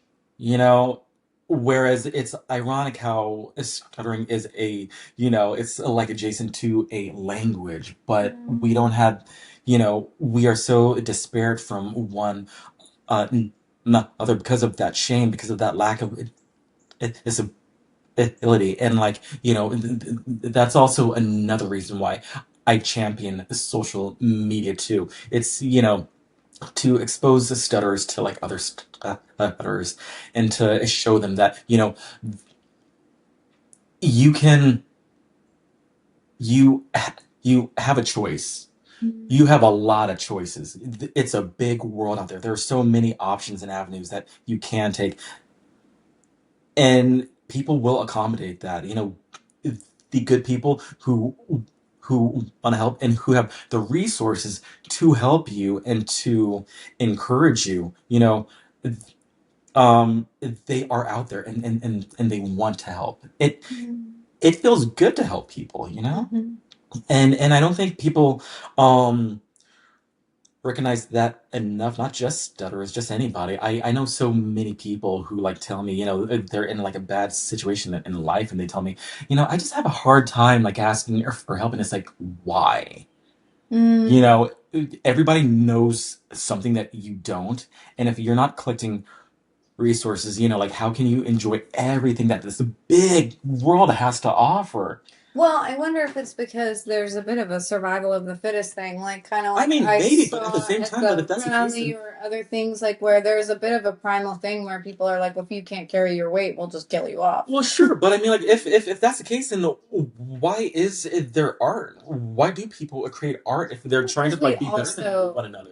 yeah, Why are there books and music well, there's and that as movies? well. I think it's like, thankfully, we have all of these different sides of ourselves, but there is definitely a very like sort of, it's almost a very animal instinctual part, not the part where life really really lives, but there is just some kind of cruel nature part where I I do know, feel I know. like people are upset by things that remind that yeah, where somebody Yeah. feels like they'll be a weak link, Mhm. or where it feels like it reminds them of their own fragility. what you were talking about earlier, like I have a lot of interests, like I love everything, but one of my like hobbies that I do pour into are is a sideshow culture. I love a sideshow culture. I think it's so cool. Interesting. Yeah, just everything that they've done, and I mean, because they really built a community unto themselves, just based on the proximity of each other that other people have like squeezed them into, and they're so Hmm. tight knit and protective of each other.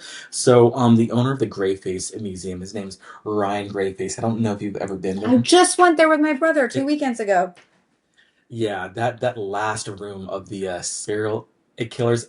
I mean, I don't believe in like spirits or like, but there's a certain energy in there to where like I can only like stand to be in there like 5 minutes at a time Yeah. before I start caving. Yeah, but so Yeah. he even planned my 31st, 32nd birthday party. There is a town 5 hours from here actually. It's right below Tampa, Florida. It's called Ibsenton, Florida. And that became the haven where all the sideshow performers used to come nationally, even like uh, nationally when they weren't on the carnival circuit, right? It was founded in the 1940s by the tall man of a traveling circus. He was like 10 feet tall, and his half wife also. She didn't have any like lower extremities, and so he like carried her everywhere. And so they had this town unto themselves, right? And so I went there for my birthday, and it was Super Bowl weekend, and I'll never, I'll never forget it. It was incredible. Well, it's sideshow culture. It kind of died in the 1950s. What with the stigma and the moral code, this is wrong, and also with the jaunting of neonatal health sciences also, Mhm. but like I went with my ex, and as I was mingling, my ex and another guy, they were talking about it, and so one guy was like, "So why is he so endeared to sideshow culture?"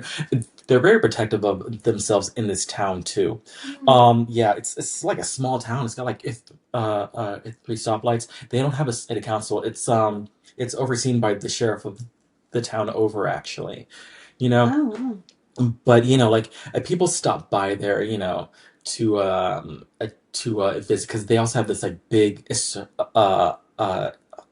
uh, circus museum too. But what's so fascinating is that when you speak to the locals, they have amazing a conversation over there. But somewhere in the conversation, they just stop and get really serious, and they say, "So what exactly are you doing here?" Because they don't want people coming over there to like gawk and objectify them. Mm. Yeah. But then they're putting on a show. No, Oh, no, they're not. It's that for is their them. town that they're That they yeah. have a And circus for. no, no, No, no. no, I thought you were saying they That put on a show. They put on some kind of hmm? thing.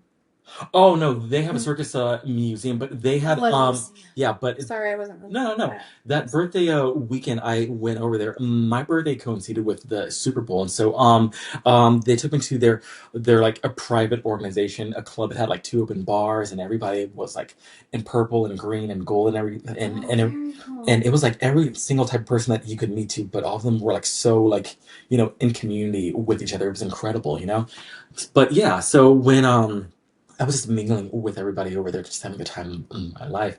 My ex and another local, they were speaking, and the local was asking him, "So, like, why does he like this place so much?" And my ex explained to him, like everything I am, I've always felt othered. I mean, Mm. like in every room I'm in, I have at least something to where I'm not like everybody else. That like sets me apart from everybody else. Of course, it's a superpower where you can contribute a point of view that nobody else understands, and that's so healthy. But It's lonely. yeah, and so I've always been endeared to the side show culture because um uh, clearly, like all these identities that have othered me, they are supposed to hold me back, and they have in some capacity or expression, like in some situ Asian, if not daily, like every other day, you know?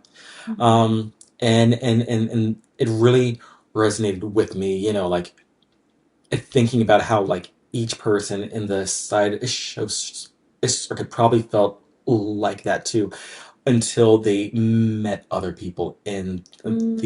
the circuit also, you know? Yeah.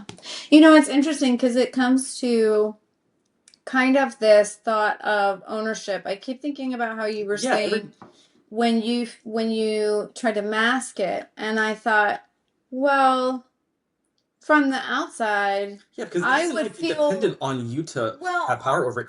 well, It's how other people engage with it and well, approach it, you know? I would feel like if you said, I mean, this is very along the lines of my podcast where I'm saying something that like one could easily take offense to, but if you were to say to me instead of what you typically do, if you were to say like you were having trouble speaking and then you said, I'm sorry, I have a stutter, give me a minute, A you lot know, of people say then that, you know, I've run it into people who do have a stutter and they apologize. And I'm well, like, no, when and I'm I like, no, please don't. Oh my God, okay, no. so maybe not an apology, but an on like owning it. Actually, as somebody from the outside, I would think would make me feel more patient. It's like you're bringing the elephant out into the room, Hmm. and I'm like, oh, you have a stutter. You're owning that you have a stutter. We have classified what this thing is, and now we can relate to it. Whereas when somebody is trying to mask or hide something,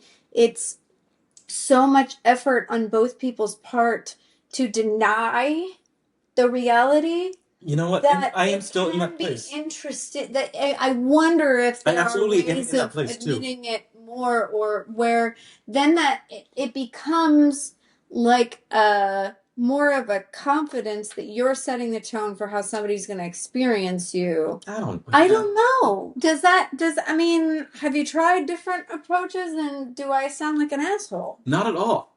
I'm sure I have, you know, told people off the rip that I do have a stutter. I did actually on Tuesday. Yeah. Well, no, I only started acknowledging it recently when, you know, all this school stuff started going down because it's so tethered to that story. Yeah, Mhm. duh. Um, but other than that, in like normal conversation, no. Like yeah, I'll deny, and I'll tell people I'm just stressed out, or like, you know, or I'll explain it as it, you know, like it's even worse when, you know, it's humid outside or I'm tired or, you know, like I just got done studying and so it's even worse and they know what I'm talking about, you know, Mhm. so like I don't Mhm. really have to explain it, but you know, yeah, I wonder though if it's like that type of thing I where mean, it's strange because it isn't like I hate talking about it because when somebody finally acknowledges it and tells me to explain it, I'll explain it fine. And actually, when I explain it, it goes away completely. And then when we move on, you know, yeah, to something else, that's when it comes out even more. It's the interesting. strangest thing because yeah, like I'm uncomfortable talking about it because I'm so like self conscious of it. Yeah. It's so weird. Yeah, it is it's sort of I guess my like thinking is that it's kind of the way like you teach people how to treat you if you are setting the I tone that know. something's shameful. I'm not giving you advice. No, I know, I I'm know. thinking out loud and I'm using No, the yeah. setup of my podcast to be But bold no, enough to say this out it's loud. absolutely true. Yeah, it's But right. if you present something as embarrassing, the other person just mirrors it. So it's That's in true. maybe when people ask you about it, they have been the one to cross the bridge to say, this is not embarrassing, I'm curious, and then it's easy for Yeah. you to mirror back that it's not. So because I'm thinking too about the shaking thing, when I have been embarrassed by it, it seems to just like get so much worse and I just want to get out, but when I say to somebody, oh, I have this weird thing, like the neurologist hasn't figured it out or whatever. And I'm sitting there and I'm like, don't worry, I'm fine. Because they'll keep being like, are you fine? Are you fine? And I'll be like, no, I'm totally fine. I'm like a little bit cold. Maybe we can go somewhere that's warmer. And I kind of want to continue the conversation. It might be so disruptive that they really like can't quite focus. No, I But get it. I feel better and they kind of feel better when we're both like, this is just a thing that happens to you, Hmm. versus like, oh my God, I've got to hide this, which I can't hide mine at Well, all. yeah, But it's not very pervasive, so it's I easy for know. me to be like, oh, that works because Well, it yeah, doesn't show I've up had, very often. um, yeah, like if people ask me also, like if I'm okay, like if it's like especially bad, or I mean, like Mm. even if it's not bad, they'll ask if I'm okay, and I'll take that as them acknowledging that I have it, and so like that, I kind of like step over that. Oh, I have a stutter because they're obviously like acknowledging it, and so But like they're if they're almost asking, I'll be like, acknowledging it. no, I'm not okay, and Mm. and that's when I get to tell them, like, this is exacerbating it. This is a trigger, and Mhm. this is this, and so and so yeah. I mean, it's actually the same concept of them, like when they're asking, "Are you okay?" That's when you can actually like talk about it. Well, yeah, but even I would say somebody asking, "Are you okay?" comes with it a negative connotation because it is saying Maybe, something's yeah. wrong here. Hmm. And that's the belief that I think can be Yes, so crippling and is actually, I don't want you to know that there's something wrong here or to think that there's something wrong here. So I'm going to do whatever I need to do. So I did not if realize it, but that's exactly yeah. what I'm doing actually. That when somebody is asking me, are you okay? That they're trying to ask, well, that they're trying to make commentary on me. And so, It doesn't feel good. yeah, and so what I do when I say no, I'm not okay, and I start listing off everything that's exacerbating it. Actually kind of me. Um, uh Acknowledging that I'm entitled to like have the world accommodated. Oh, Hmm. I didn't realize that. Yeah, Nice.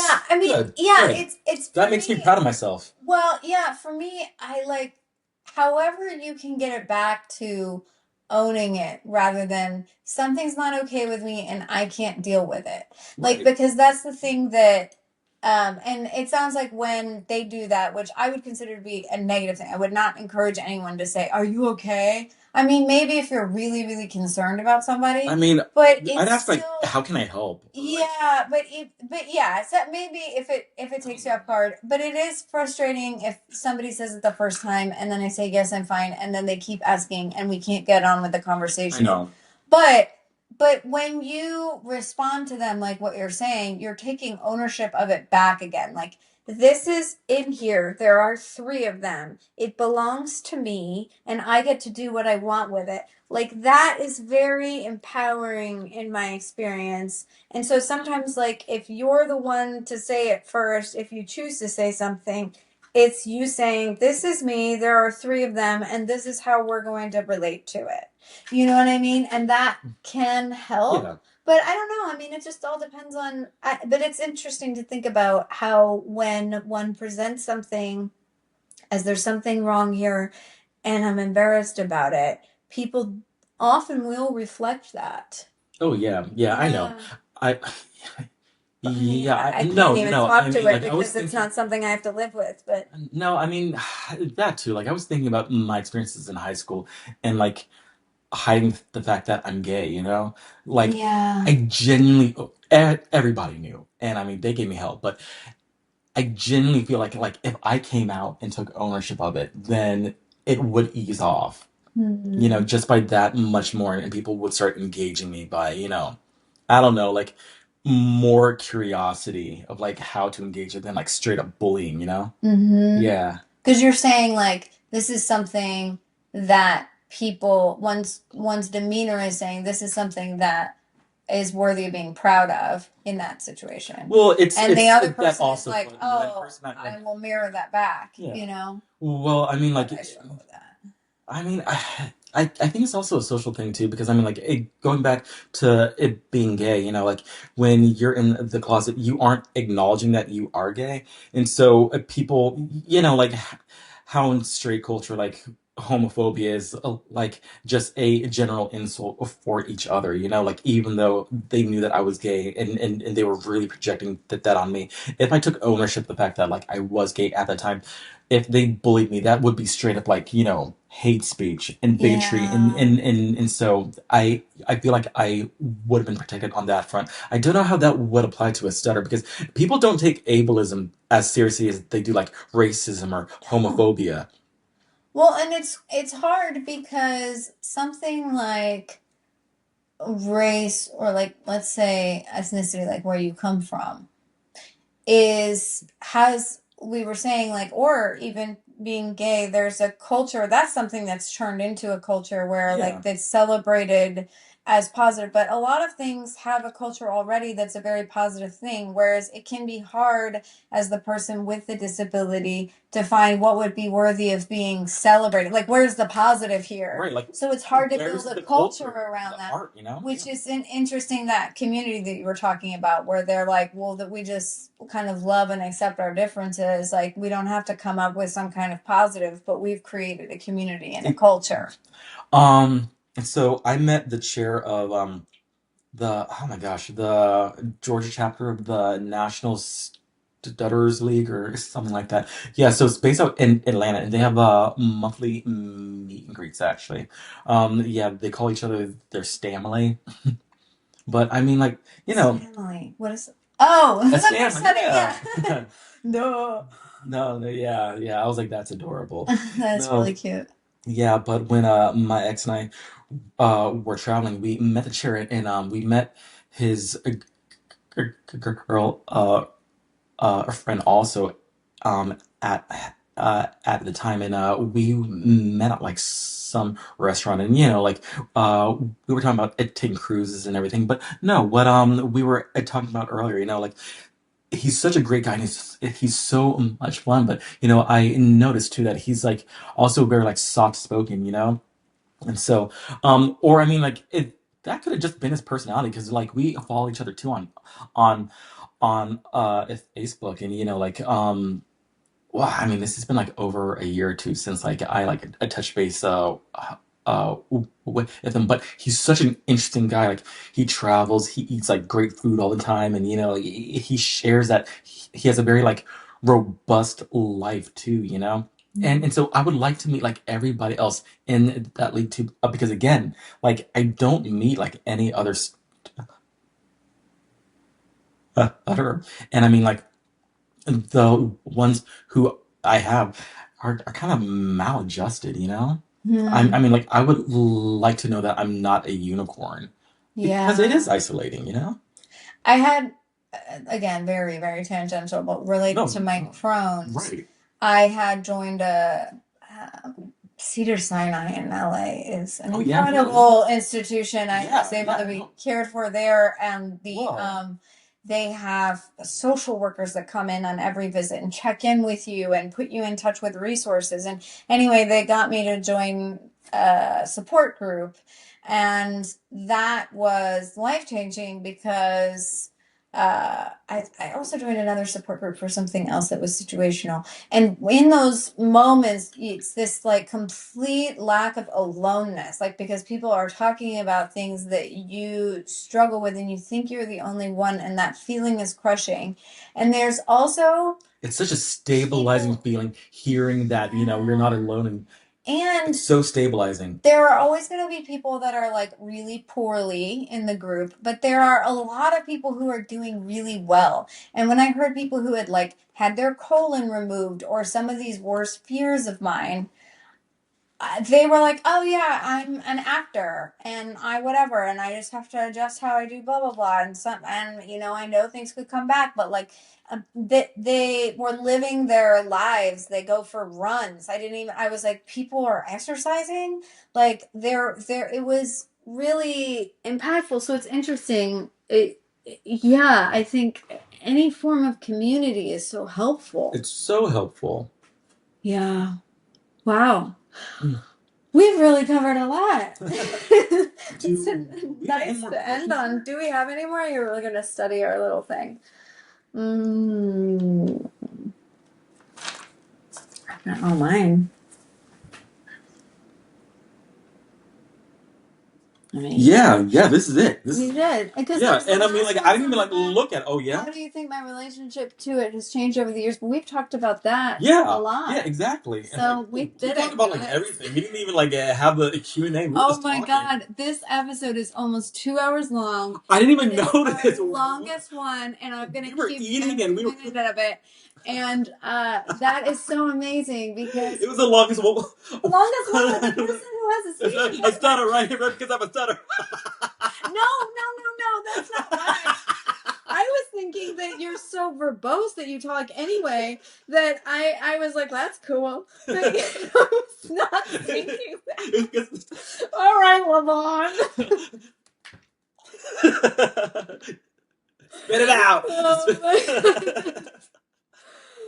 Well, I hope everybody ordered food while you were watching us. Yes. Gotcha. What's it called? Kung Bang? Mukbang. Mukbang. Get food, watch this episode, okay? Because I mean, we were eating and just chilling, and great. yeah, Best idea ever. food made it so much better, right? Yeah, it did. It just felt like we were having dinner. Yeah. Like I'm so relaxed now. Like I actually feel like that cured my stutter, but I absolutely got diabetes out of it. The one or the other. Oh man. Oh my God. Well, is there anywhere that people can find you or Facebook? Yeah, but No, like anywhere that you want to connect or point people to, or no? You're just living life. I mean, anything you want to promote? I mean, I'm always at yeah, like I hate staying at home, and so I'm always outside. Like wherever you can go in Savannah, like it's called the hostess city for a reason. Like we take that title very seriously. Excuse me. There's always like 5 or 6 different events going on in town at like any given time. I have that experience. I'm not Really? popular enough. No, I have struggled. You're kidding me. No, get on the events tab on Facebook and like they always like list everything to do. And then there are like websites too that are aided to, yeah, all of that. That's just proof that Facebook is far more useful than I've ever Oh, given it credit but for. if there's anybody I can't promote, it is our beautiful director, Bonnie Ray Brout. Yeah. She yeah, well, because I mean like we're actors. Like I'm an actor too. I got nominated as Savannah's best radio personality last year. So no, but like I've been like doing auditions here and there, but like a lot of the directors like knew that I have a stutter, and so um Bonnie had just moved into town, and she was trying to get her Reader Theater for Social Justice awareness, which is now Savannah's Readers Theater off the ground, and so she had hired 2 people to be her leads for like a 2-person play. It's called Fireflies by Donja R. Love. Beautiful play. And the man lead, he dropped out, and I was doing like PR for it because I forgot how we met, but she knew that like I knew like everybody in town, and so like she thought that I could help. Well, since he dropped out last minute, is she like not necessarily begrudgingly, like she asked me, if I wanted to be in it because she really didn't have like any other choice, and I was like, well, I'm a former actor, I'll do it. And I mean like it really jaunted me back into the mix because I mean like I haven't been in anything in almost like 20 years, and I always wanted to get back on stage, and so like when I did that, I just owe her everything, because it really gave me a platform for like all the other directors in town to see me and see that like I don't have a speech impediment when I'm on stage.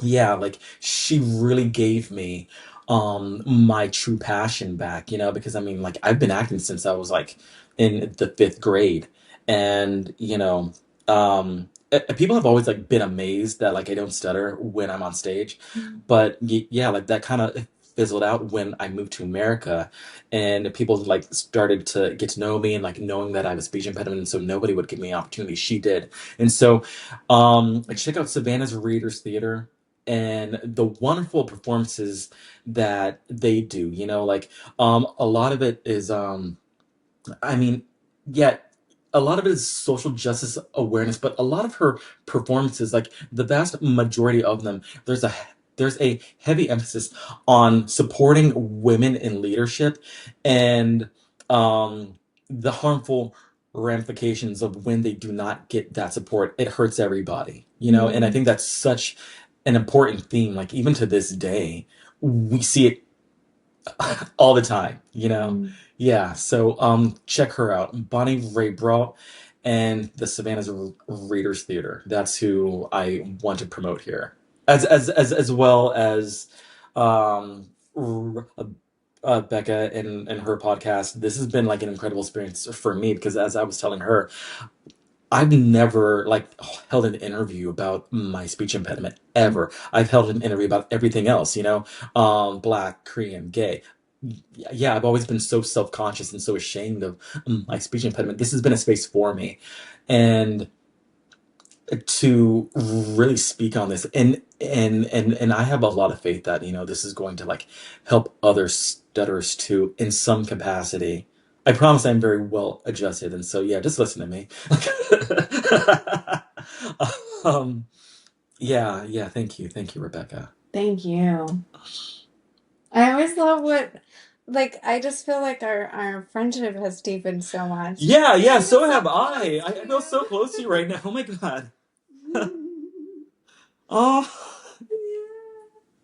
All right. Well, thanks for joining us. thank you Thank you, guys so everybody, much. for joining. I had the best time, Rebecca. Thank you. Thank you.